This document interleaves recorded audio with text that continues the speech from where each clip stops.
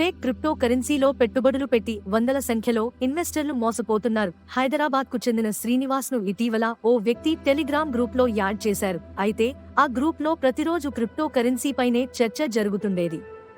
కొద్ది రోజుల తర్వాత శ్రీనివాస్తో మాటలు కలిపారు సైబర్ నేరస్తులు. క్రిప్టో కరెన్సీలో పెట్టుబడి పెడితే కోట్ల రూపాయలు వస్తాయని నమ్మించారు. శ్రీనివాస్ను వెంటనే కే కాయిన్ అనే యాప్ను డౌన్లోడ్ చేసుకోవాలని సైబర్ నేరగాళ్లు సూచించారు. తన మొబైల్లో కే కాయిన్ యాప్ను డౌన్లోడ్ చేసుకున్న శ్రీనివాస్ లక్షల్లో పెట్టుబడులు పెడుతూ వచ్చాడు. ఇంకా అధిక లాభాలు వస్తాయని పలు దఫాలుగా మొత్తం 73 లక్షలు పెట్టుబడి పెట్టారు. కొద్ది రోజుల తర్వాత 73 లక్షలకు గాను శ్రీనివాస్ సైట్లో 4 కోట్ల రూపాయలు ఉన్నట్లు చూపించింది. శ్రీనివాస్ ఈ మొత్తం అమౌంట్ను విత్డ్రా చేసుకునేందుకు శతవిధాల ప్రయత్నించాడు. ఎంతకు డబ్బు ట్రాన్స్ఫర్ కాకపోవడంతో అతను సైబర్ నేరగాళ్లను నిలదీశాడు. అయితే మరింత పెట్టుబడి పెడితే ఒకేసారి మొత్తం అమౌంట్ తీసుకోవచ్చని చెప్పారు. దీంతో తాను మోసపోయినట్లు గుర్తించిన బాధితుడు సైబర్ క్రైమ్ పోలీసులకు ఫిర్యాదు చేశారు.